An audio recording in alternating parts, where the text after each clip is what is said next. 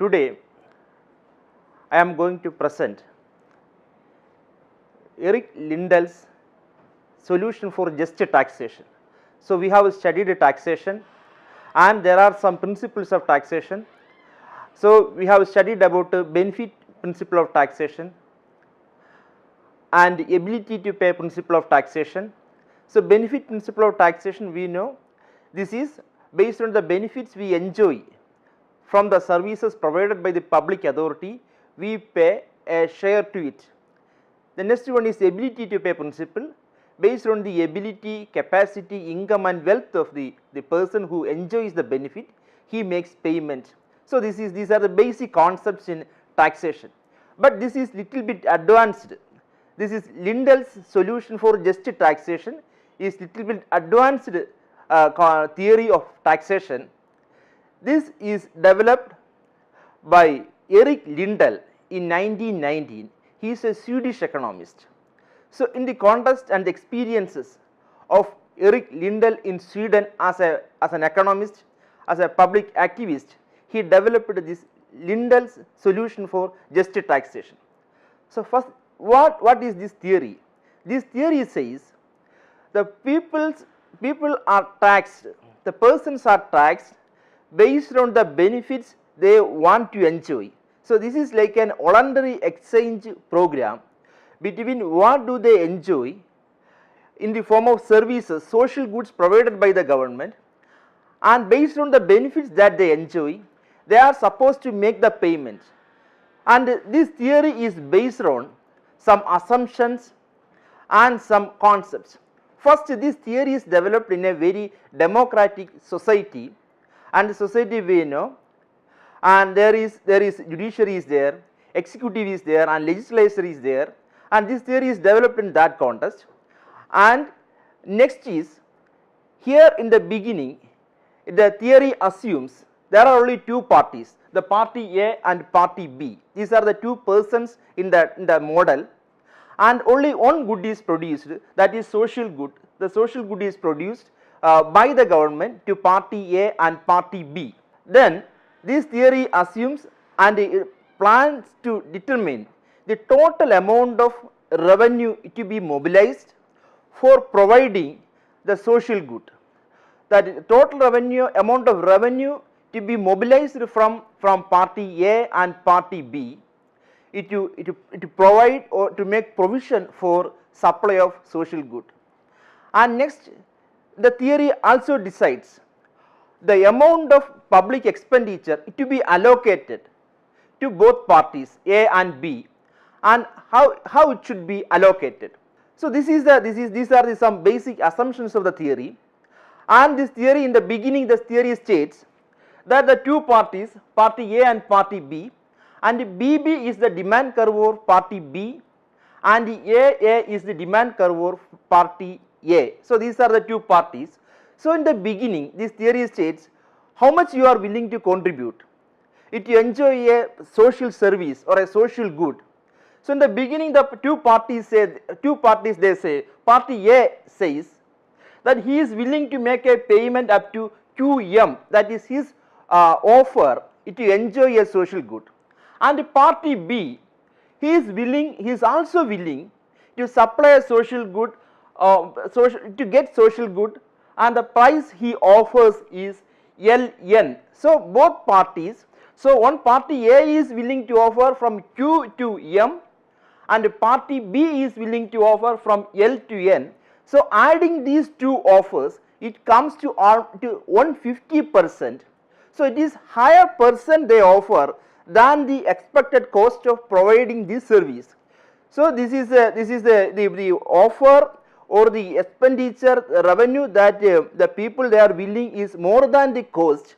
So, the government decides to offer much higher service from OQ to OV. So, higher quantity of social good is provided, and both parties are expected to make a payment of 50% each. So, party A is making a payment of 50%, then party B is making a payment of 50%. So, the 100% cost is covered in the provision of public social goods here. So OV quantity of social good is provided by the public authority at 100%. So this is the equilibrium point is P, and from moving after P, the problem is there is OW can be provided, but problem is OW cannot be provided because the party A and party B are not willing to bear higher cost in the sense that party A is willing to bear only UW, that is WU, and party B is willing to bear only ST. So adding ST and WU or WU is comes only around 50%. So 100% cost is not shared by party A and party B. So a point beyond P is impossible in the theory. So this is what the theory says about the Lindahl's theories. Lindahl's solution for just taxation says about.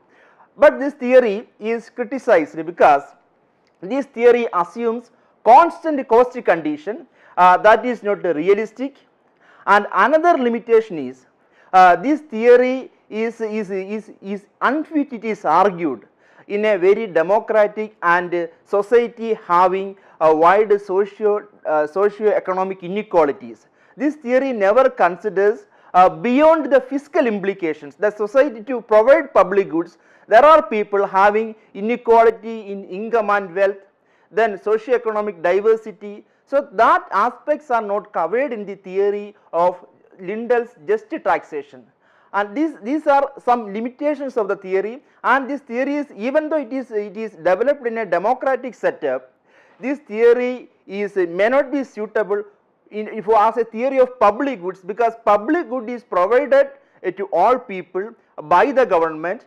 irrespective of the people's income status, wealth status, or the inequality in the distribution of income and wealth. But this theory never considers this diversity in the case of socio-economic cases. This theory may be right in the context of the developed society of Sweden, but may not be suitable in a society like India having wide socio-economic inequality. A large amount of people are unable to make payment for the services they enjoy from the government. In Lindahl's theory of just taxation, this is the model that he explains. In this model, there are two parties, party A and party B, and party A and party B, they are willing to share the cost of social goods provided by the government in this model. So BB is the demand curve of party B, and the AA is the demand curve for party A. So this is AA and this is BB. And the first case, the consumer A or the person who demands the social good A, he is willing to pay this much price of QM is the price that he is willing to pay to enjoy a service of OQ. This is the quantity that he wants to enjoy. So he is willing to pay almost 75% of the cost of the products, 75%. And party B, that is the second party, party B is also willing to pay LN, that is the price, the share that he is willing to pay for enjoying social good, same amount of social good OV. So this is the case. But what happens here? This is a 75 plus 75, that comes 150%. So both parties are willing to pay 150% for enjoying OV quantity of commodity of public social good offered by the government. So what the government offers here? So the government in a democratic society, the theory is developed in a democratic society. In the society, it is not good for a popular government or a democratic government to charge 150% for a commodity that is offered by the public authority to the people. So the government or the public authority decides to provide OV unit, a higher unit of social good to both parties, party A and party B, because this is a democratic government. democratic government wants to be popular, so they offer higher quantity at a price of 50%. So this is this is VP is the price willing or price charged by the public authority from party A, and RP is the price charged by the public authority from party B. So both parties, they are supposed to pay 50% each for a commodity of OV unit. So this is the case. So here this is the equilibrium point. Equilibrium is arrived at point P, and both parties are supposed to pay 50 each, and so the 100% of the cost of providing this commodity, this social good, is charged by the government. So this is we call just solution, and they are not taxed too much, or they are less taxed. It is just taxation. So this is theory.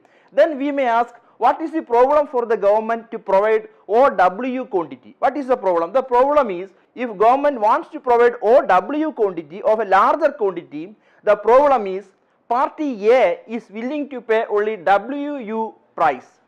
WU price is, we know it is only 25%. Party A is willing to give, and party B is willing to give only ST price. ST is also 25%. So 25 plus 25 is 50%. So the both parties are paying only 50% of the cost of providing OW units. So these OW units cannot be provided to the people by the government at the 50% cost. So the government wants to charge almost equal amount of the cost incurred for providing the commodity. The amount of TU should be suffered by the government. So this is not a sustainable solution or a sustainable system. So this cannot be, the OW cannot be provided. The government can provide only OV unit of the commodity. So this is because and the most important limitation, as like the other limitations, this theory is like it may be applicable in some club or some other institutions, because this public authority or the government should be popular, and they should not charge as much as the cost incurred for providing social goods. This theory, developed by Erik Lindahl in a Swedish economic system, may not be applicable in other developing or even developed countries. Sweden is a very developed country, unlike India. So in India, when providing public goods or provision of public goods should be made available to all people, irrespective of whether they are rich or poor. So this is the limitation of the theory, and as I said, this theory assumes constant cost condition. Constant cost condition may not exist. The cost may increase as providing more and more goods. So this is about the Lindahl's model of providing taxation, just taxation.